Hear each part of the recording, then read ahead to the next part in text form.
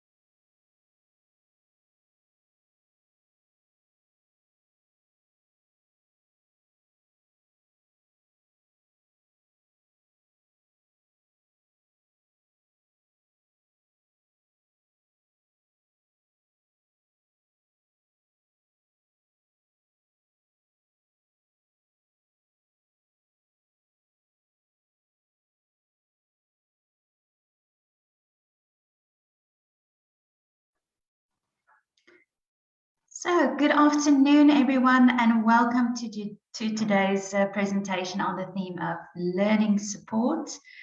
My name is Maryke Smulders, and I'm a child therapist of Renaissance. Thank you for joining us. Please take note that this session will be broadcasted live on our Facebook page, and I also want to welcome those joining from Facebook. Today we are going to talk about learning support, and we will look more specifically at the Wise Eye Reading Program, a program that helps poor readers become better readers and good readers to become exceptional readers. We will look at the program in more detail in a little while.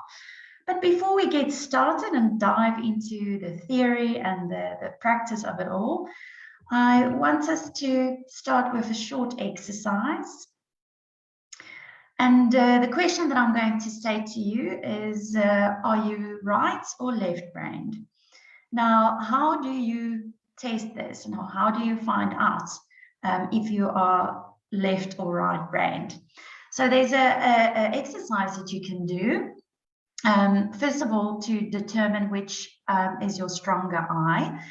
And how do you do that? If you have a light switch in the room where you are at the moment, you can move towards the light switch and then make a triangle in front of your eye. So try to line the light switch up in the triangle. So extend your arms and make a triangle with your thumbs and your forefingers. Center a light switch in the triangle. Close one eye. And then the eye that that is stronger, that is the one, that is the one which one keeps the switch centered. If you close your one eye, if it's out of the triangle, that is not your stronger eye. So if you close your eye and the switch is in the triangle, that is your stronger eye. So just try to determine which eye is stronger. And then once you have done that, you can move over to the right-hand side on the slide. It says how to find your dominant brain.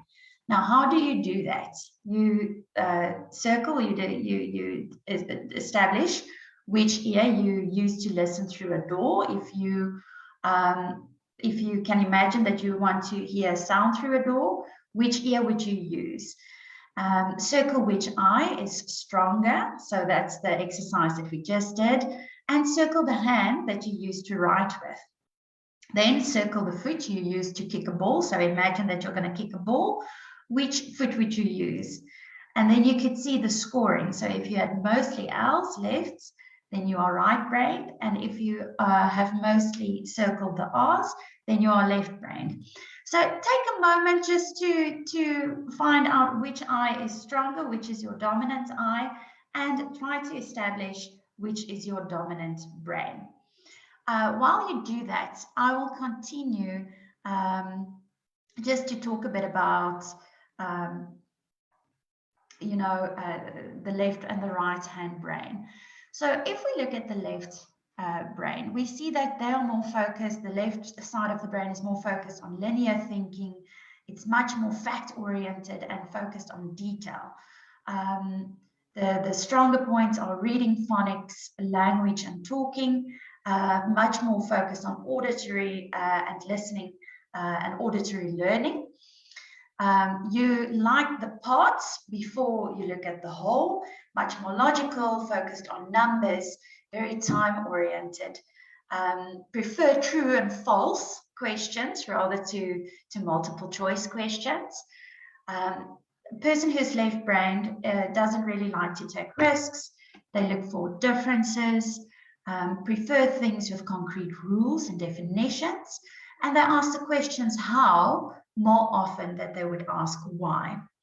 Now, if you are right-hand brained, so if you're right-brained, you will be much more focused on creativity. You like shapes, patterns, much more interested in the arts, singing, music, theater. You learn much more by visual stimulation. You like to see the whole picture, the bigger picture. Much more emotional or focused on emotions. Enjoy colors.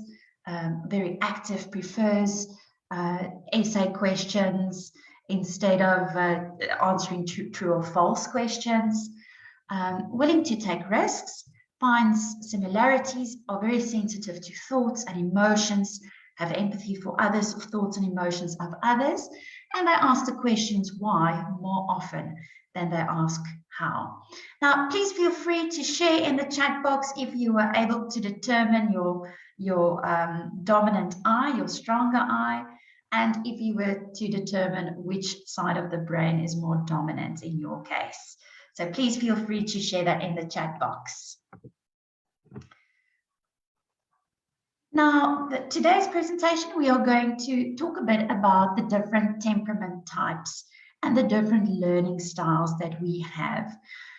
Last week when I did the presentation, or the week before that rather, when I did the presentation on parenting support, I spoke a bit more about the DISC analysis, the DISC personality styles that children have and how we can respond to those temperament types. Today, I'm just going to briefly touch on those again. We will look at Gregor's 4 combinations, those are learning styles. We will look at the different learning styles, just to get a better understanding of how we learn and what are our preferences. We will then look at learning support. What is it? When is it helpful? We will briefly touch on learning difficulties, and we will specifically look today at reading ability and the sub-skills of reading. After that, we will move on towards the Wise Eye reading program. We will look at the program in more detail. What is it? When is it helpful? We will look at book and computer therapy.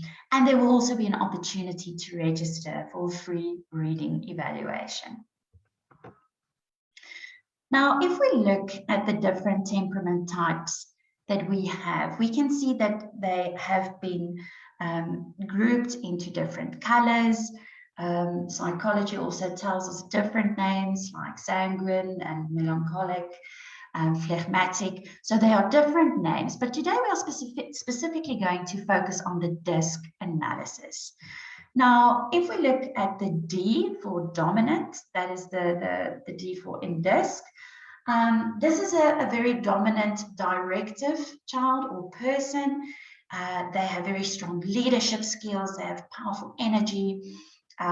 They can be very decisive, can take action. They are very much time and task oriented, and they are a natural leader. So that is somebody with a very strong personality, your dominant type, your directive child. If we look at influential or interactive child, that is someone who enjoys to be the center of attention, enjoys the spotlight. They like to be liked. They have a lot of people-pleasing behaviors. They can be the life of the party, but they can also be very easily distracted and jump from one topic to another. They are very warm and honest, and it's somebody who's a natural talker. That is a very interactive child. So the influential child can also be seen as the interactive child. Now, if we move down towards the blue, the compliant child or the conscientious child, that is somebody who is very analytical, very perfectionistic, loves analysis. They like to follow rules and stick to the rules. They read the fine print, they read the terms and conditions, and they are naturally very accurate, much more task-oriented.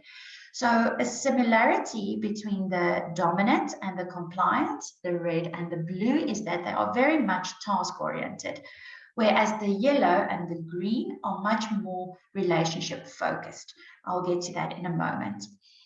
If we move on to the steady, the stable, or the supportive child, the green, that is a person who is very loyal, a very loyal team player. They focus on community. They focus on creating peace and harmony within a group. They are very calm and caring, and it's a person that is a natural supporter. Now, just briefly looking at these 4 temperament types, as I said during the parenting support discussion, is that we can never place a child in a box and say that, oh, that child's temperament type or personality type is only dominant or only influential. It can be a combination of all of these 4 different temperament types. You might have a dominant and a primary type or a secondary type, a more dominant personality type, but it can be a mix or a blend of all 4 of these temperament types. Why do I touch on this topic? is for us as people working with children or as parents to better understand our children, how they function, how they perceive things, and just to get a better understanding of their personality and the natural responses to different situations.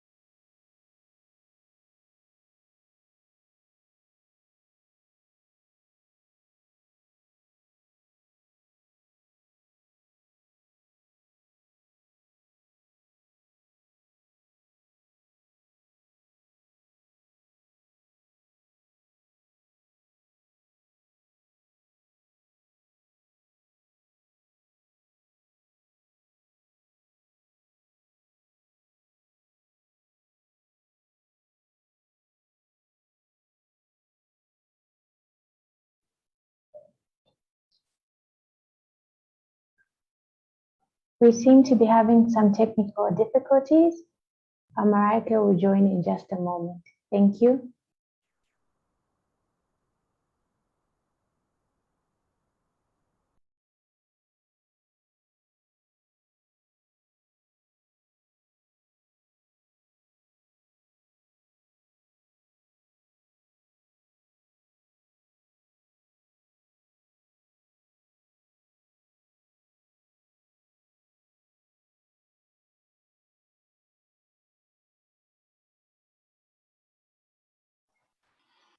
Hi, everyone. Can you just give me an indication if you can hear me?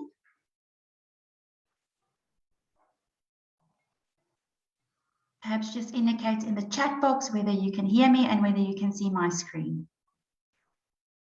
Okay, perfect. Sorry about that. There was just an unexpected power cut. I hope you could follow me. Maybe you can just give me an indication as to where I cut out. I spoke about the different temperament types, the different colors. And so I've landed on this slide, how to respond to the different temperament types. Okay, so if we look at the dominant child, that is the child that is directive, as we've mentioned. That is a very, thank you just for indicating where I was, perfect. So how do you respond to a child that's very directive, that is very strong-willed, that has very strong leadership skills, that like to do things their own way? You should give them a lot of choices when you work with them, when you teach them. Give them a lot of choices. Help them to set specific goals because they like to achieve goals and they like to work towards, a goal. So that is very satisfying for them to know that they have a goal or they have a deadline. Teach them how to slow down and how to relax. That is very important because they set very high expectations towards themselves and can be very much disappointed if they don't achieve their objectives because they are so task oriented. So it's very important when you work with kids that are very dominant or directive, teach them to relax and how to regulate their emotions. And they need help with regulation. Sometimes, you can tell a child, go calm down, go and relax, try to see if you can find a way to feel better. But it is also important as a teacher or as a parent or as a therapist to work with the child to help them to co-regulate their emotions, to model certain behaviors, to model certain coping skills and techniques so that you can practice it together. If you look at the yellow, the influence, the interactive child, the influential child, they have a high need for personal recognition and acceptance. They find it very important to be noticed. And as we've seen, they like to be the center of attention. They like to be in the spotlight. So these kids need that recognition when they do something, not to praise the achievements or say, oh, wow, this is the best picture that I've ever seen in my life. No, but to praise their effort, to recognize that they put in an effort. They need a lot of encouragement, of course, a lot of motivation, but they also need structure.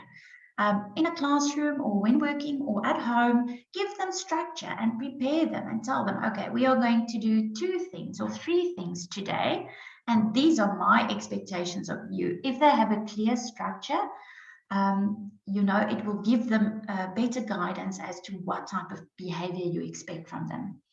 And they are also very much creative. So when you work with these kids, very important to stimulate their creative side as well.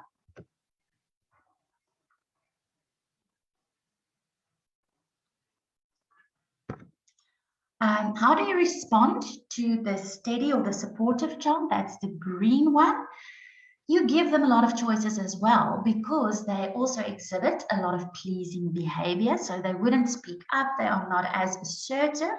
So that's important to ask them, what is your opinion about this? Please share your thoughts. This is very important, just to encourage them to also voice what they are experiencing. Encourage emotional expression. Because it is especially noticeable with this personality type that they do try to shy away or not really show their true feelings or their true side, because they are afraid that if they show something that might be disagreeable to others, people will reject them. And that is why it's important to ask them, how do you feel about this? And you can give them that assurance that, you can disagree. That is okay. Share your thoughts. Keep promises as far as possible when you work with these kids, because they also struggle with disappointment. If you look at the blue child, the compliance, conscientious child, do not rush them. Give them ample time to complete a task. They need time to prepare. They need time to plan. Rather ask them, what are you thinking? Tell me a bit about your thought process, instead of what are you feeling, focusing more on emotions. Do not focus on perfection or getting it right, but rather on praising the effort. Just, you don't have to do it perfect. You don't have to do it right.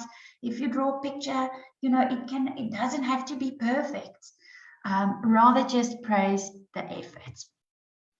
Now, we spoke about the different temperament types, so I hope that gives a bit of background, and I want you to keep these ideas in your head when we move towards the different ways of learning. So we have different temperament types as adults, as children, but we also have different learning styles. We all respond to learning in different ways. So we can see that there are 4, on the slide on the screen, you can see there are 4 different ways of learning.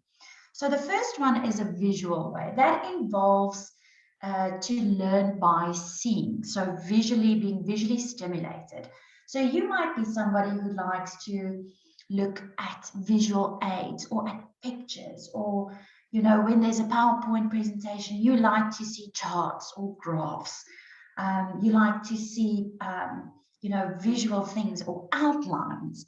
You are stimulated visually, and when you see or when you watch a video, that way you really engage with the learning and with the matter that is being taught. So you get a visual learner. Then if you move on towards the blue, you get an auditory learner, someone who learns by hearing. They like it when things are read out loud to them. They like verbal instructions. They also like discussions, and they learn by repeating what they heard, repeating it to another, by teaching it to another. So they are much more focused on their hearing sense. Then you get a learner who is focused on reading and writing. They learn by reading and writing. They are much focused on texts, the written word. They like to take notes. They like to look things up that they don't understand, or if there's a different word that they don't understand or a difficult word, they would go to the dictionary and try to find it. Then you get the kinesthetic learner. Now, this is a learner who learns by doing. This is someone who incorporates all of their senses. They incorporate body movement. They want to experience what they are learning. And so they are very much hands-on. Now, take note that you can also be a combination of all of these different ways of learning. You can, for example, be a visual learner, but also kinesthetic, or it can be a mix and a blend. But it's just good to know that people have different ways of learning. And I want to continue with this topic and talk about Gregor's 4 learning styles. Now, as we've seen now, there are different ways of learning and we have different learning styles. So the first one, the yellow one, is the abstract sequential one. Then the green one is the abstract random. The blue is the concrete sequential, and the red one is concrete random. Now, questions that you could ask yourself, or that we could ask someone who is more the dominant concrete sequential style, that is the blue one. The blue one, for example, would always prefer to do things the same way. They work best with people who don't hesitate to take immediate action. They are more obvious in obvious facts than in finding hidden meanings. They don't like, to sort of figure it out. They like obvious facts. They prefer a neat and orderly environment. And they always ask themselves first, how do I do it? If you look at the abstract sequential one, that is the yellow one, that person always wants as much information as possible before they make a decision. They need enough time to do a thorough job. They prefer to get directions in writing, like what is expected of me. They are interested in where a person got the facts. They will always fact check you as well. And they always first ask themselves, okay, where do I find more information about this topic? I'm sorry that I'm reversing the order, but so we did the blue, we did the yellow, and now the abstract random is the green one. And people who have abstract random learning style prefer to check with others before making a final decision. They would like to check and they would like to talk and discuss with someone before they make a final decision. They try to be sensitive towards other people's feelings. They work well with others and they are not bothered by a cluttered environment.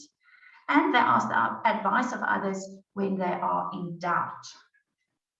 Then if you look at the red one, the last one, the concrete random one, they like to solve problems easily and creatively. They like to employ creative problem-solving skills. But they can also be very spontaneous and act in the spur of the moment. They work best with those who can keep up with them, and keep with their trail of thoughts as well. They get irritated when somebody doesn't catch what they are saying or don't follow them, or, when they have to explain things over and over again. That's a bit irritating to them. They like frequent changes in their environment, and they prefer to learn only what's necessary to know. Now, I'm sure that you can identify yourself or your children or children that you might be working with, or people that you might be working with, even colleagues, in the way that they react and the way that they learn. But it's interesting and it's good to have an understanding of this, because then we know how to engage with people with these different learning styles. Now, once again, the concrete sequential one, that is a person that's hardworking, conventional, accurate, very consistent, very much focused on facts. The abstract one, the abstract sequential one, they are very analytic, objective, knowledgeable. The abstract random one, they are very sensitive, compassionate, really, think about others, but are also very spontaneous. And the concrete random one, they are very intuitive, curious, creative, and instinctive, and very adventurous. Now, to move on towards learning difficulties, we know that the most types of learning difficulties that people experience or that children experience is when it comes to reading, reasoning, writing, listening, in mathematics and in speaking as well. Now, signs that are observed in children with learning difficulties, they find it difficult to build a sequence and to identify letters of the alphabet. They often have confusion over letters and numbers that look alike. They might switch them around, or they might confuse the letter D with B. They exhibit trouble when learning the connection between letters and sounds. Often when they write, they show uneven spacing between written letters, words, and symbols. There's also a difficulty with or avoidance of tasks that require a lot of copying, writing, spelling, reading, and reading out loud, and the inability to understand what has been read are also some signs observed in children with learning difficulties.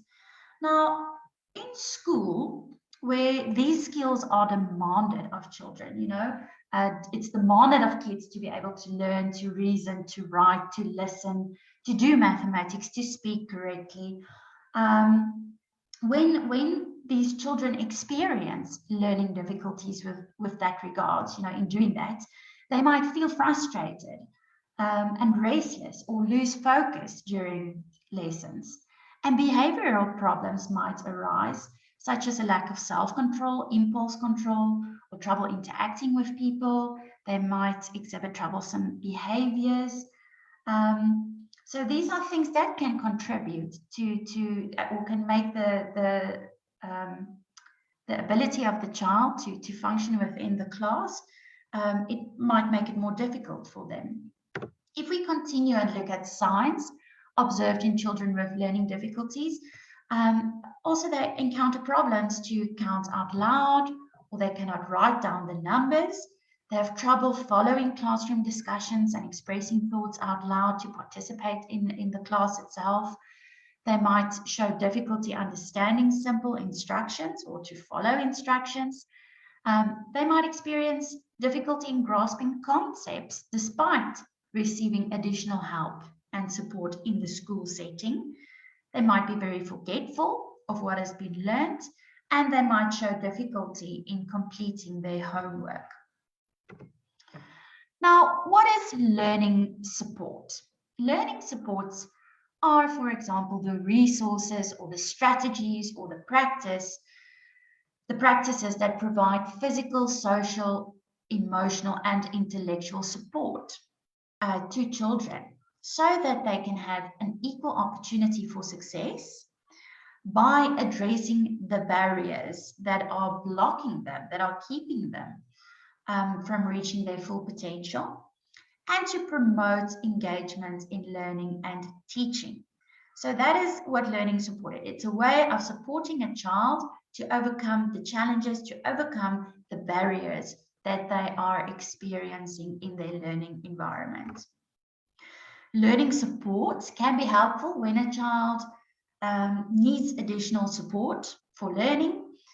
They need extra help to get the most out of their education. And a child is said to have additional support needs if they need more or different support to what is normally provided in schools or in preschools or to children of the same age. So that is when it can be helpful. When you as a practitioner, a teacher, a parent notice that your child is exhibiting perhaps delays or problems in the skills that are taught at school, or in, for example, when they are experiencing difficulties in reading or reasoning or writing or listening, this is usually when you can recommend that a child enrolls for some form of learning support or additional support. When teaching a child with learning difficulties or working with a child who has learning difficulties, some effective strategies include, setting reasonable expectations. Now, we know that children who is of the more dominant temperament type, they like to set high expectations for themselves. But when you work with a child that has a learning difficulty, it is important to set reasonable expectations and not set the bar too high. focus on the strengths of the child.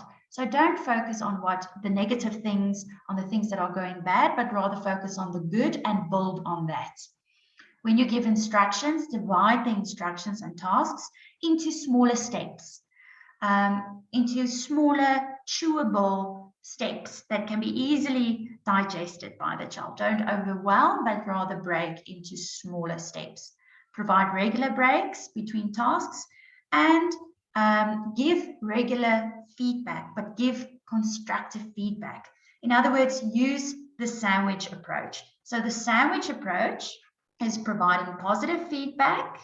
For example, I can see that you are working really hard to be able to identify the words in this story. I can see you are trying your best.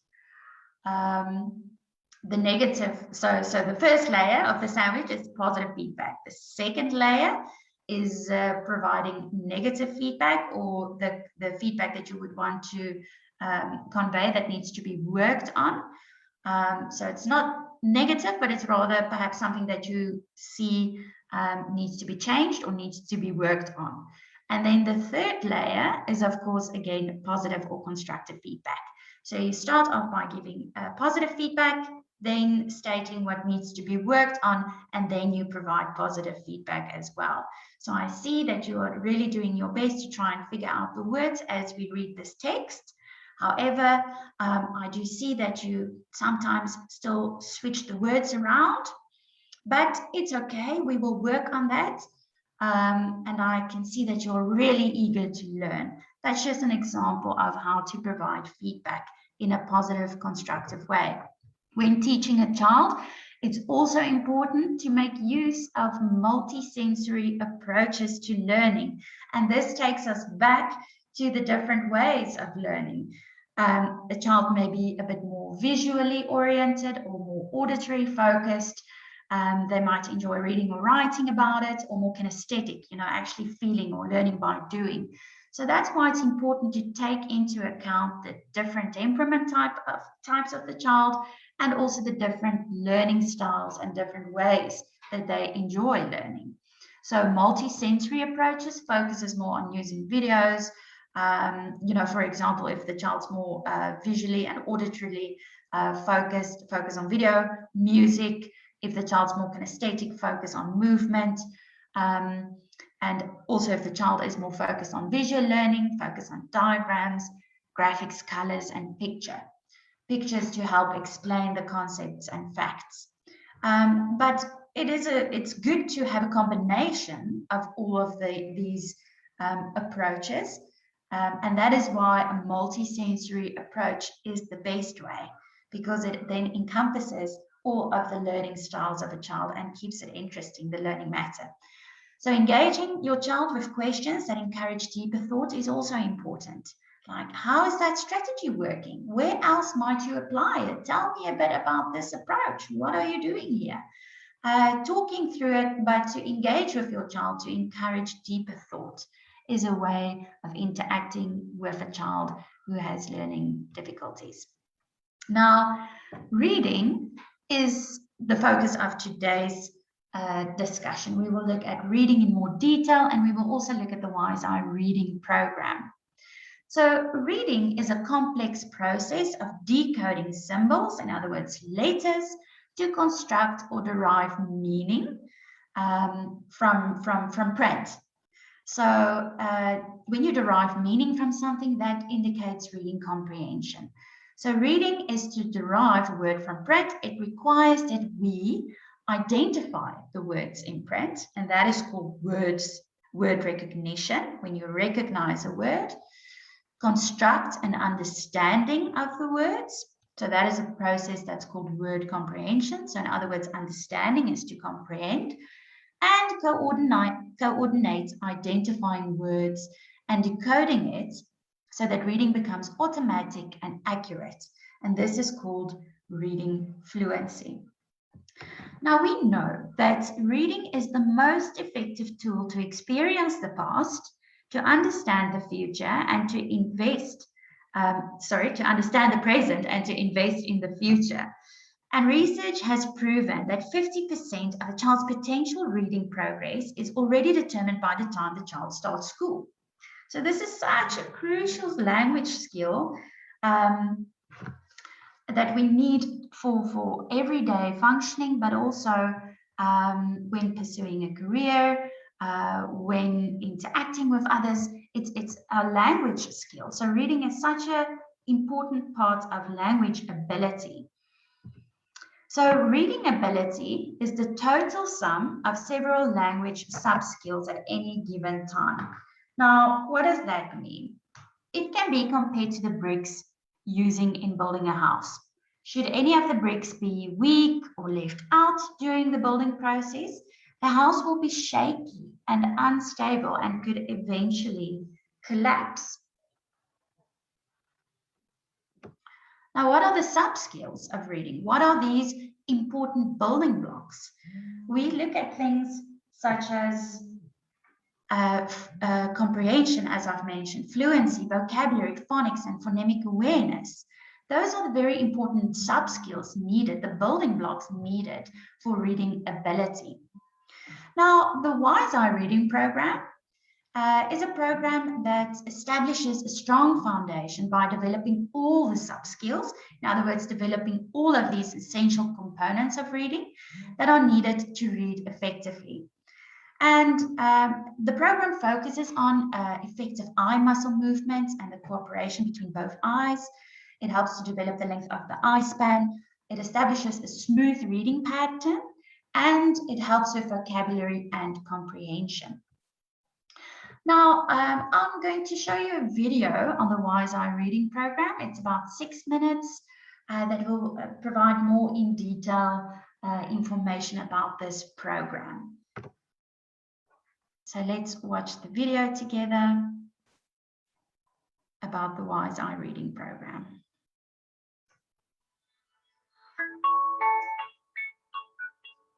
The ability to read forms an integral part of a person's life. It is the single most important skill needed to function in society today.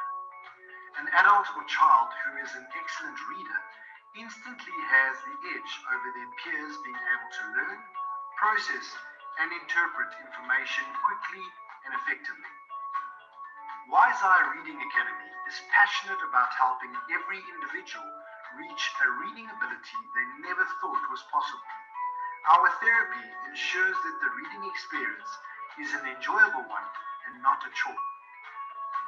Wise Eye Reading Academy is an international company with various reading advancement centers worldwide in countries like Namibia, Zambia, and Mauritius. Our head office is based in Pretoria, South Africa. Our members include optometrists, psychologists, occupational therapists, kinderkineticists, teachers, and mothers. For 2 decades, Wise Eye Reading Academy has been transforming poor readers into exceptional readers and then into superior readers. The Wise Eye Reading Program is so successful as it encompasses various reading aspects such as phonics, reading fluency, comprehension, and motivation. Our reading technology developed at Wise Eye is both unique and effective, as the quality of information perceived during the reading is transmitted to the short-term memory in a pure form. This in turn allows for the information read to be quickly and accurately processed. Our therapy courses and products are graded for children from 6 months old to adults. During the first few years of a child's life, there is a hunger for discovery, stimulation, and exposure. Our Wise Eye preschool program therefore focuses on visual and auditory perception, visualization, listening skills, as well as phonics. From 5 years old, the program introduces phonics and reading in a playful manner in order to establish a fluent reading rhythm with comprehension. Our reading courses start at each individual's current reading ability. The minimum duration is 6 weeks and ends once the reader has reached his or her full potential. The Wise Eye program is done at the reader's learning rate so as to ensure a wholesome reading experience. All our material is available in both English and Afrikaans. Wise Eye reading therapy is done on a one-on-one basis, using both books and computers during the sessions. Book therapy is usually recommended to younger children, whom especially need help to learn certain sounds and vocabulary. It is also the phase where the most attention is given to eye muscle movements. The computer program focuses on the fluency of reading, which increases the reading speed. This automatically helps to form better comprehension while reading. The Wise Eye reading program develops the following during therapy: effective eye muscle movements, effective coordination between both eyes, length of eye span, establishing a smooth reading pattern, ability to track visually with competence, and vocabulary and comprehension. Here is what some of the people who have been part of the program have to say about it. I am so thankful to Wise Eye for changing my 3 children's lives. My youngest son, Kyle, and daughter, Kelsey, read so much now. They average 5 books a week of about 200 pages each. This is all because the Wise Eye sessions have enabled them to read with ease. Thank you so much to the clever brains behind this wonderful program. My son is in grade 7 and completed the Wise Eye reading program. When he started, his reading speed was 77 words per minute, and after completing the program, he is now reading 226 words per minute. What Wise Eye has done for my son is invaluable. I am working as a pediatric oncologist, and in order to obtain my qualification, I had to do an exam at the end of the year. In the beginning of the year, I was worried about the amount of study work, especially whilst working long hours. I spoke to a friend, and she suggested that I should try Wise Eye to improve my reading speed and to be able to read with more comprehension. Within the first month that I had been with Wise Eye, there was a major improvement.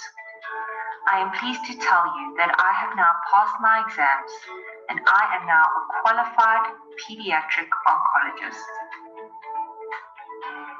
Knowledge is power. The more knowledge you gain, the wiser you become.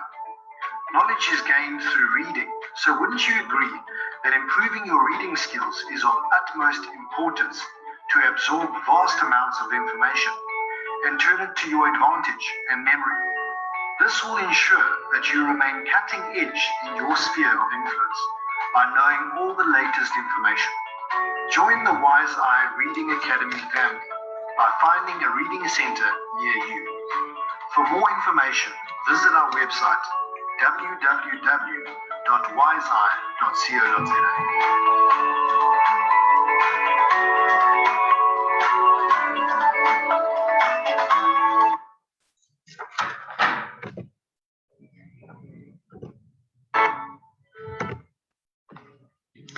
Right, so the Wise Eye Reading Academy is a reading program that we've just seen, and it is suitable for preschool kids up until adulthood. It is a reading program that helps poor readers to become good readers and good readers to become exceptional readers.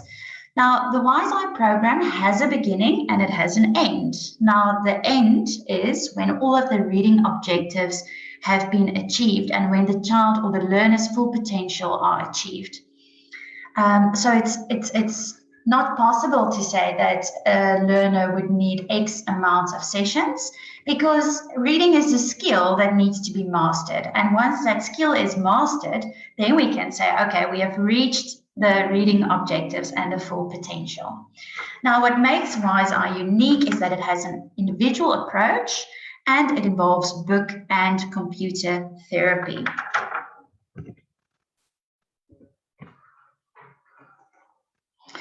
Now, the reading program is unique because, as I've mentioned, it has an individual approach. It focuses on individual sessions.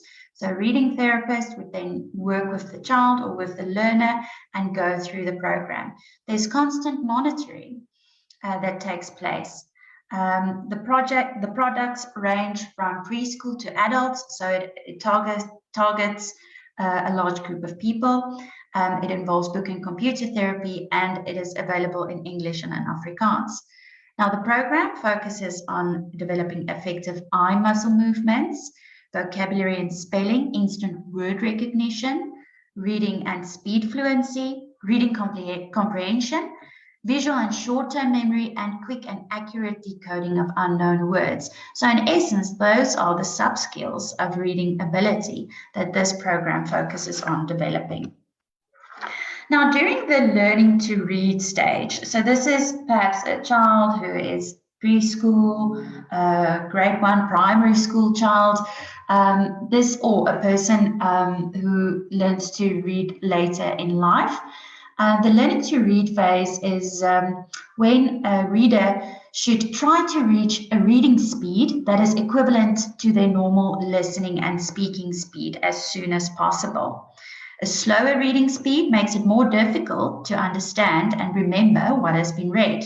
So the goal is a silent reading speed of 125 to 200 words per minute. That is when a child or when a learner is learning to read during this phase.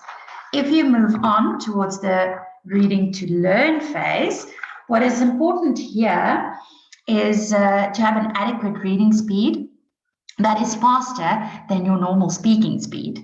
And the goal is to establish a reading speed between 200 to 400 words per minute. Now, the Wise Eye reading approach focuses on silent reading and tries to avoid reading out loud. Now, why do we do that? Why do we say avoid reading out loud? Readers, when they read out loud, they sound the words.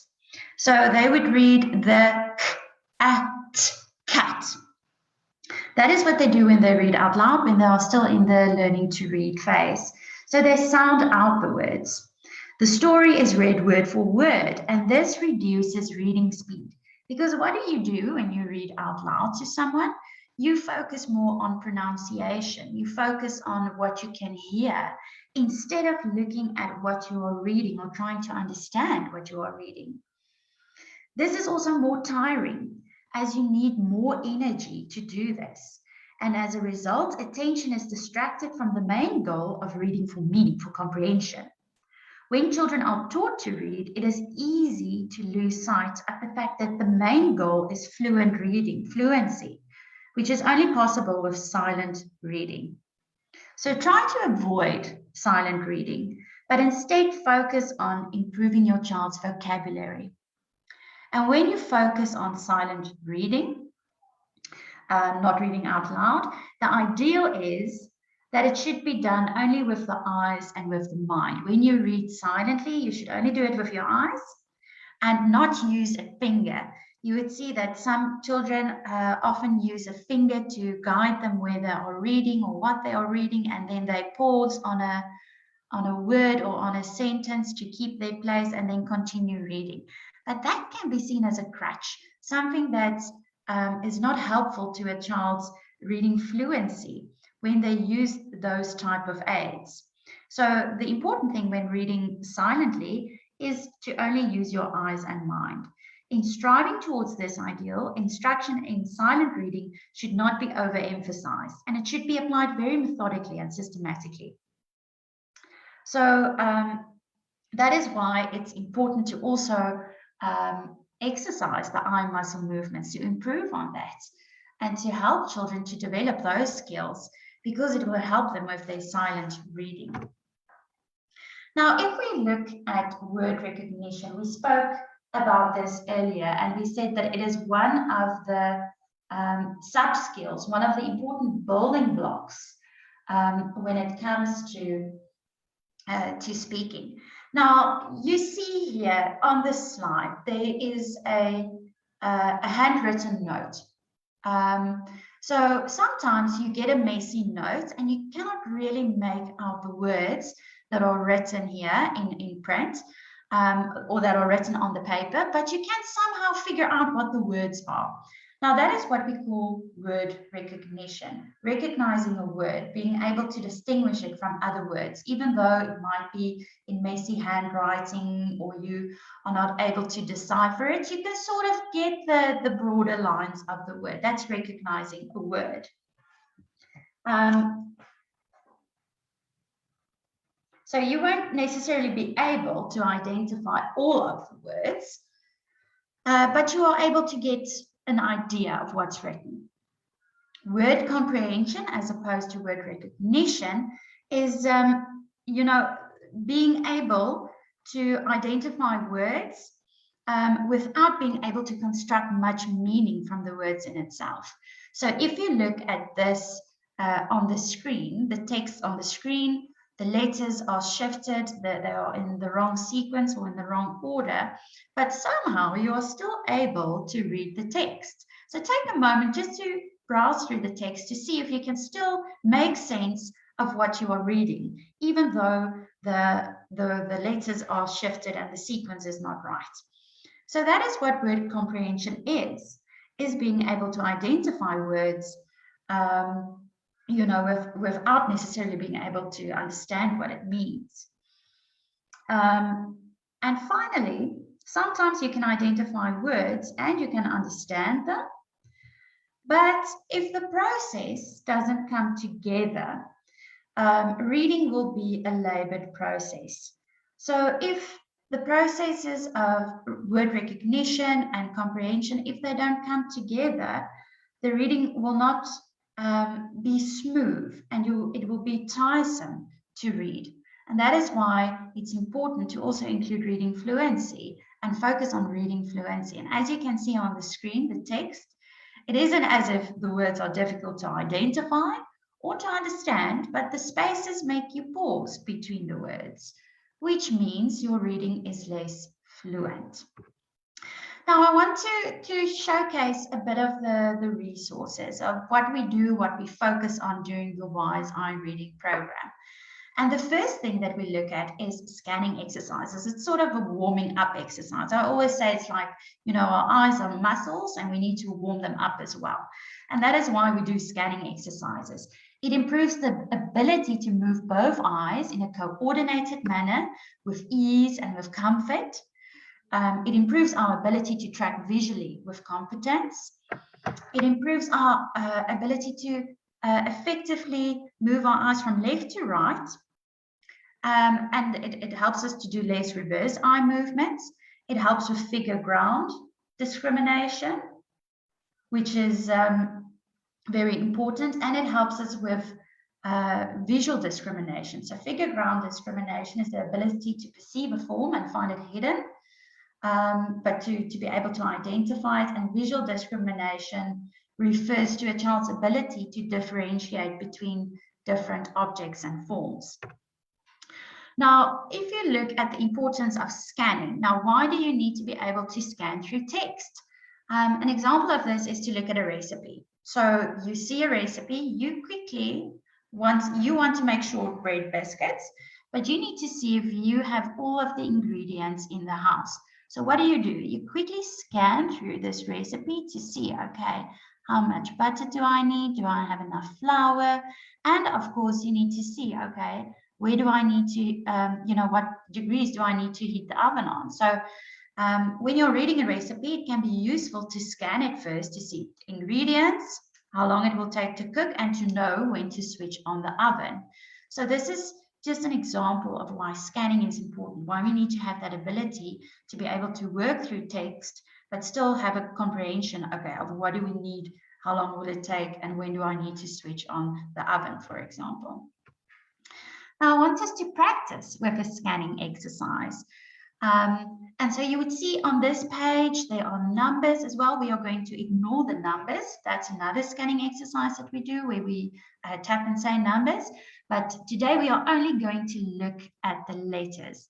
So I'm going to ask you to look for all of the E's and to make use of a left to right movement, moving across the page.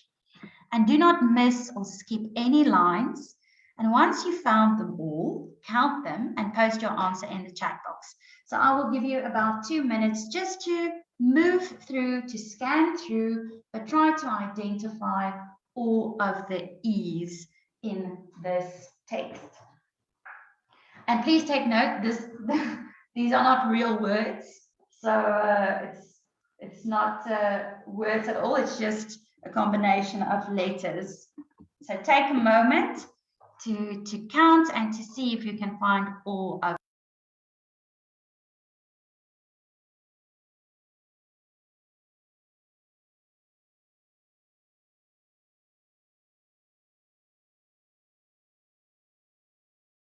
And if you find the answer, you can post it in the chat box.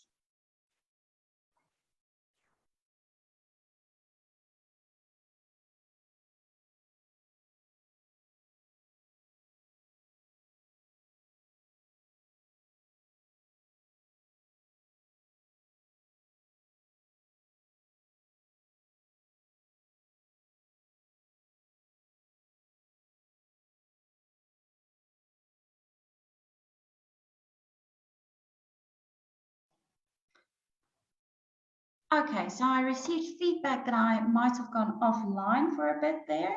I'm just going to repeat the scanning exercise. So what I want you to do is I want you to look at the scanning exercise on the right-hand side, where you see there's a page with letters on it. So different letters are grouped together.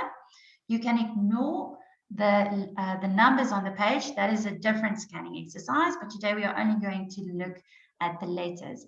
As you can see that those aren't actual words, it's just letters joined together. Now let us practice with this exercise. Look for all of the E's on this page, on this scanning page, and make use of a left to right movement across the page. So do not miss or skip any lines. Start from the beginning, move from left to right. And once you've found them all, count them and post your answer in the chat box. So let's take about 2 minutes for you to move through the scanning page. And if you have the answer, you can write it in the chat.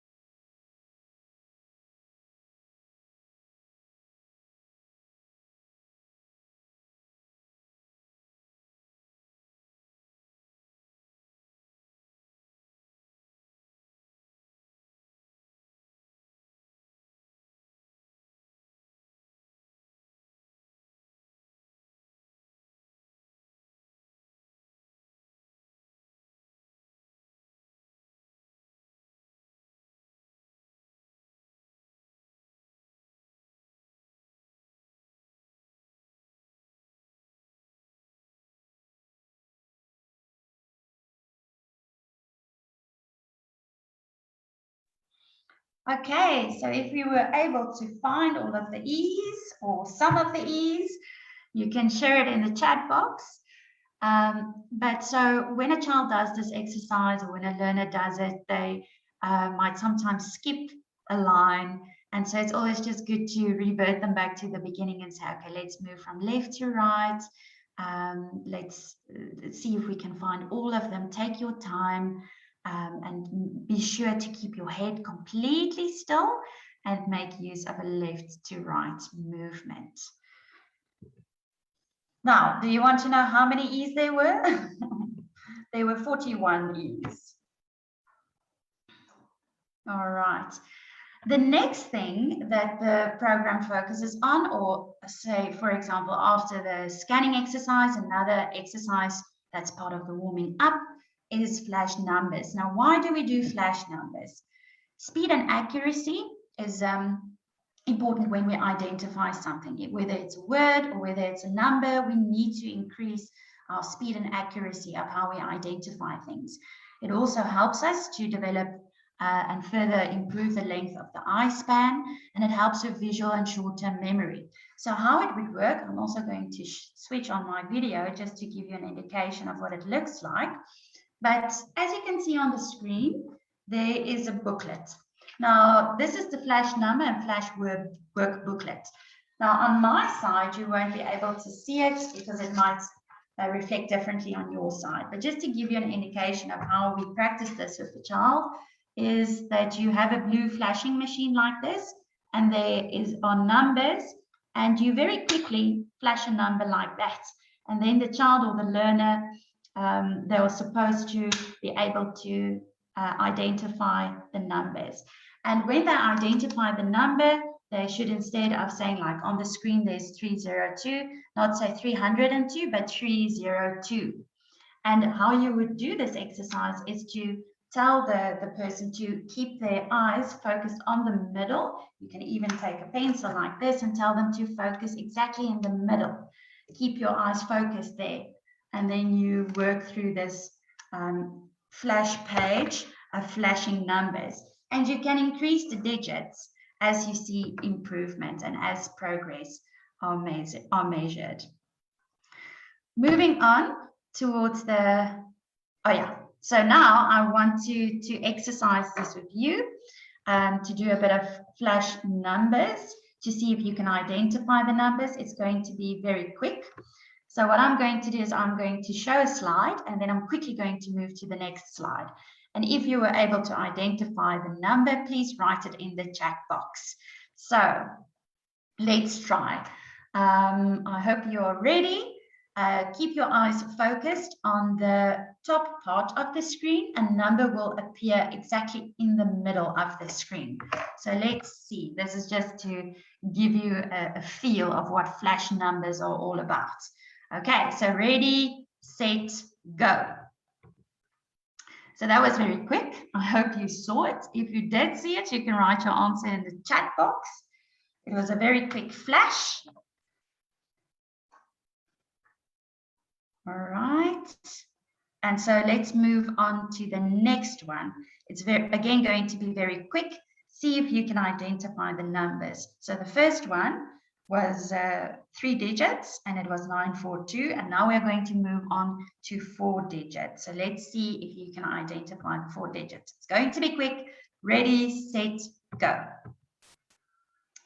All right. I hope you saw that one. It went by really quick.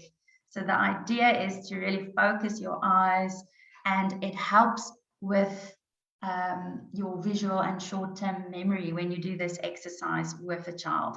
You first start, for example, on 2 digits, and within a couple of sessions, you move to the next, to the next, to the next. When they can do a page of 3 digits without any errors, you move on to the next one. All right, so that was 4875. Next one, also very quick. It was a quick flash, and that one was 5 digits. So now that was 25834, if you saw that one.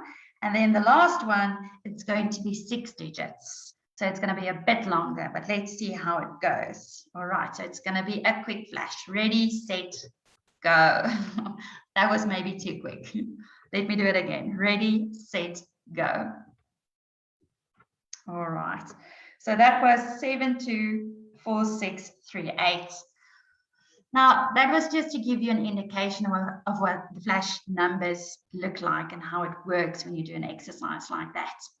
Now, you also, in this booklet that I showed you, you also have flash words that you do with the child. So it's the same principle as doing the flash numbers. In this booklet, you have different words, different sounds, and then you flash the word. And then the idea is to also flash it very quickly, but the child should see the word, say it, spell it, and make a sentence of it. So flash words focuses on phonics and phonemic awareness sounds. Now, what is that? It is knowing the sounds of individual letters and how those letters sound when they are combined. And these skills make it easier to practice instant word recognition of flash words. So it helps with your vocabulary as well.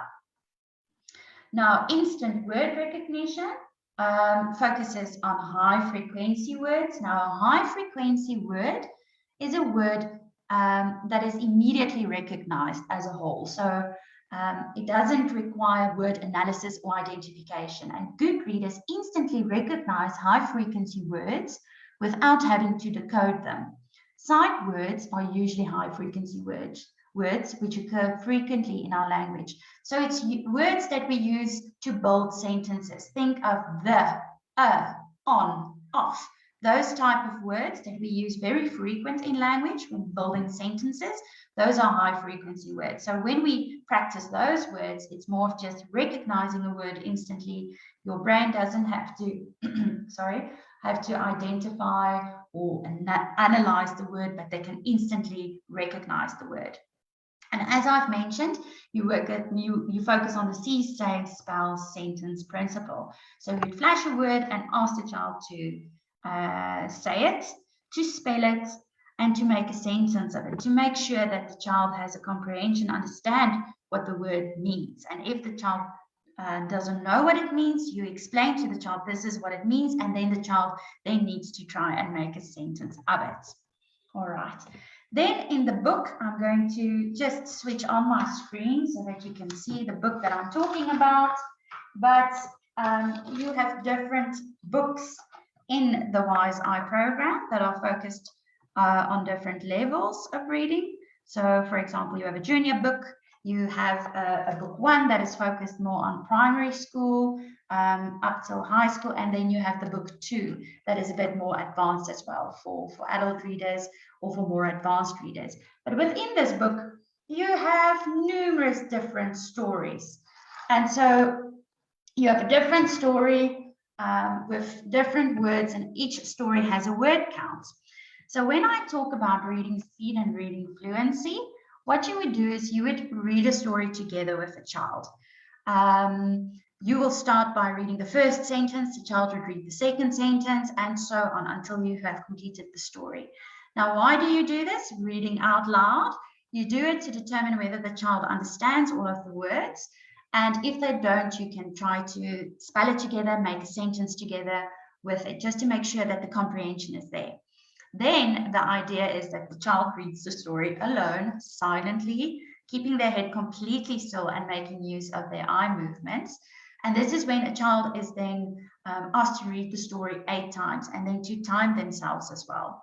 So you record the time. And once you have been able to read the story with the amount of words in less than a minute, you can progress to a next story. Now, with younger kids, you stay on a story for a week because it's good to repeat, and it helps with fluency as well. It helps to increase the reading fluency. But with all the kids, you would move quicker through the different stories. And so, as I've mentioned, you can also see, okay, the story has a certain amount of words and how quick you can read this. So it's not about comprehension, but it's about getting those eyes moving and focusing on speed and fluency. Then reading comprehension is also a big part of the Wise Eye program. So you have different stories that only focus on reading speed and fluency, where you ask the child just to read as quick as you can, but not to skip any lines. And then the other part focuses on understanding, on reading comprehension. Now, the 6 skills that are needed for comprehension is to predict what is happening or what is going to happen in the story. You should also focus on connecting, connecting and making links with, things that are familiar or things that you already know and connect it to new ideas from the text. You focus on summarizing. I can think about the main ideas of what is important. This is what happened in the story. I can summarize it. Inferring, I can think about what the text tells me, and I can add my own ideas to make meaning from it. Visualization is whilst reading, I can create a picture in my head about what's happening in the text. And questioning, I can ask myself questions before, during, and after I read. So those are the 6 skills that we focus on when focusing on comprehension. And so the story in the book has 25 different questions after you have read a story. So usually someone would read the story to the child or to the learner.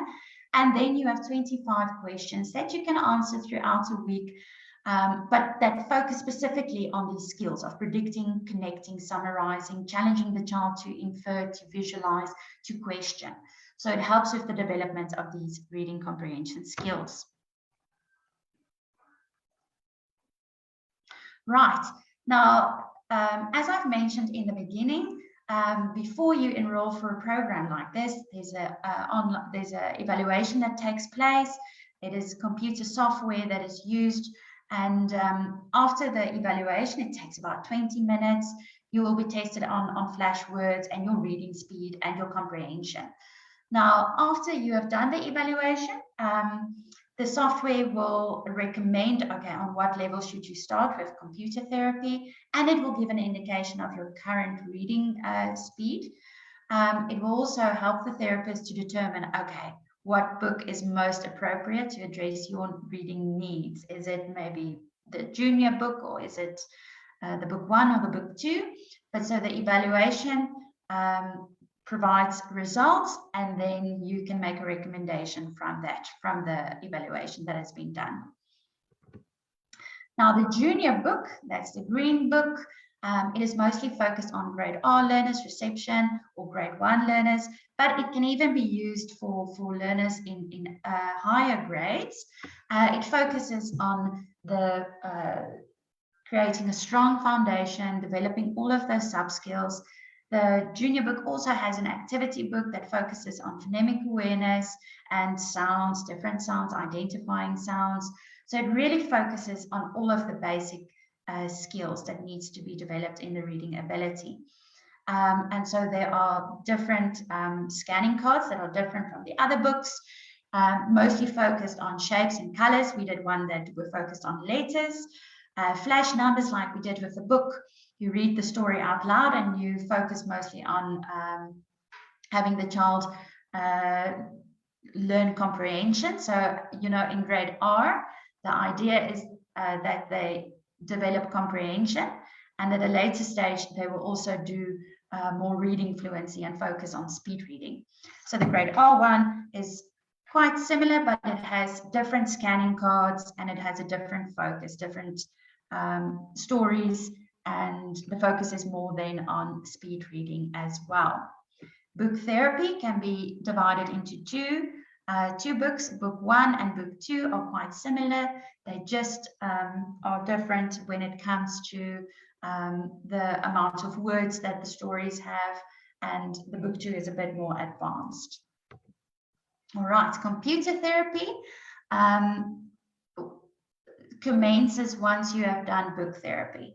So the therapist would continuously monitor your progress, and once enough progress have been made with the book therapy, you then move on to computer therapy. Now, it's also important to note that reading is a skill that needs to be mastered. In other words, you need to practice, and you need to practice, and you need to practice to make perfect. So that means that you will also get homework after each session. And if you don't do the homework, that's okay. That's not a problem. It will just take a bit longer to move through the program and to develop these skills. But so once you have done book therapy and you have reached a level that is, shown enough progress, you can then advance to computer therapy, where you will also focus on similar things like scanning, flashing exercises, developing the eye span. But then the reading therapy would also be more focused on increasing the amount of words and increasing your reading speed and comprehension as well. Now, why do you think it's important for a healthy, what do you think is important for a healthy learning environment? Now, the things that we need to say to one another is we should provide an environment where a child feels safe, where they feel that they can make mistakes, and that they won't be reprimanded if they make mistakes, but that they would rather be supported and that they would be helped when they are struggling with something. And that is, I think, what the key message is of today's talk about learning support. And we spoke about learning difficulties and also about the reading program. But the essence of it all is when we identify a child or someone close to us who is struggling, we need to provide support. And how can we do that? By creating a safe environment where we can rather provide support instead of reprimanding someone for not being able to be on the same level as others. And we can see, okay, what can we do? How can we best support and help this person to achieve their goals? To add on to that, just to show unconditional love to a child, provide them with words of encouragement, to link them up with the support that they need, the appropriate guidance and the discipline that they would need. And this will help them to gain self-confidence and a higher sense of self-esteem. Is if we can convey the message that it's okay to struggle, let's see how we can best support you. And lastly, I want to provide some tips on how to foster a love for reading. Now, reading is something that you need to build into your routine. Whether you have kids or whether you are working with kids, it's always good to build the reading text into your the way when you interact with one another. So build it into your routine by taking time out of your day to say, okay, before bedtime, we will read a story, or in the mornings before you go to school, we can read a story together, and encourage the child to choose a book that they would like to read. Repetition is okay. You will see that a lot of times kids want to read the story over and over and over again, and that's also fine. It's rather showing your child that, okay, we can go through it again, ask them to read it to you. But it's a way of bonding. It's a way of reading together, creates quality time. It's a way to bond.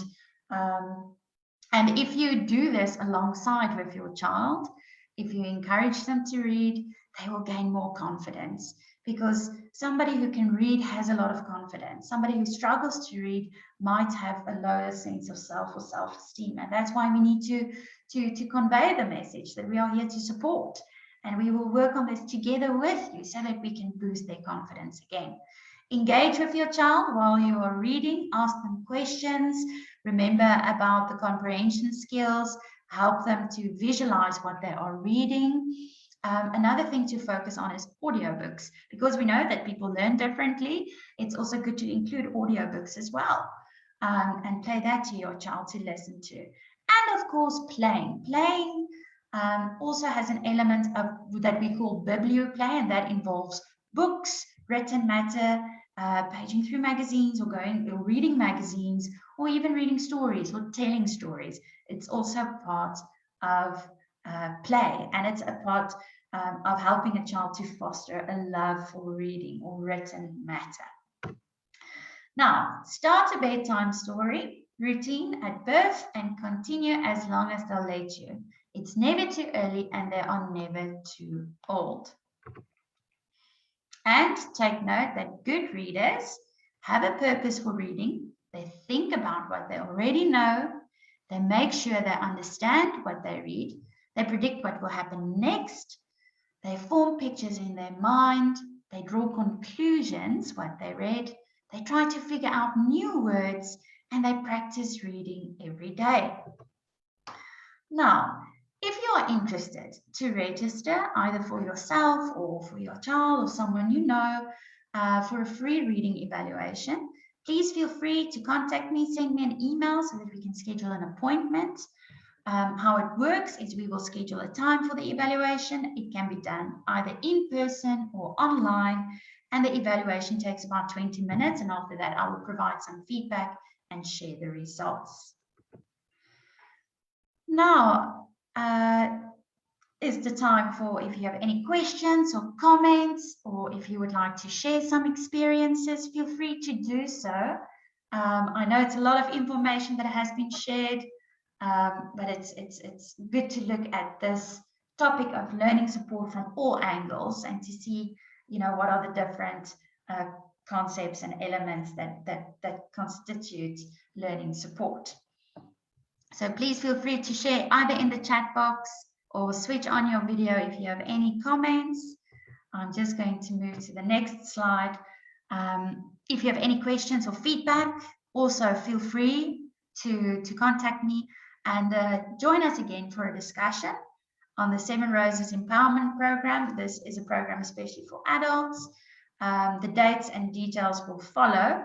And please check out the previous discussions on play therapy, child coaching, and parenting support on our Facebook page. Just to come back to the 7 Roses Empowerment Program, it focuses on people who have gone through a distressing event, and it helps them to regain control of their lives, and it helps them to develop positive coping skills in order to overcome the challenges that they were experiencing. So the next time I will talk about the 7 Roses Empowerment Program in more detail.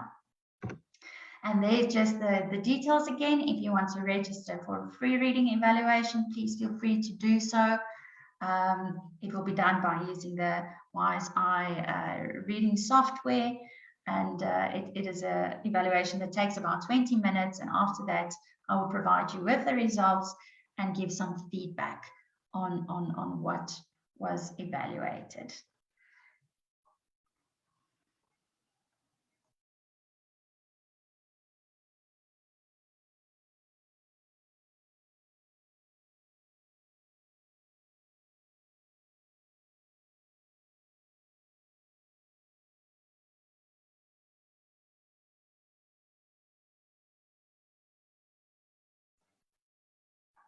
Thank you so much for joining me today, and I look forward to hearing from you and to seeing you the next time when we talk about the 7 Roses Empowerment Program. Thanks for joining me, and have a lovely afternoon. Thank you.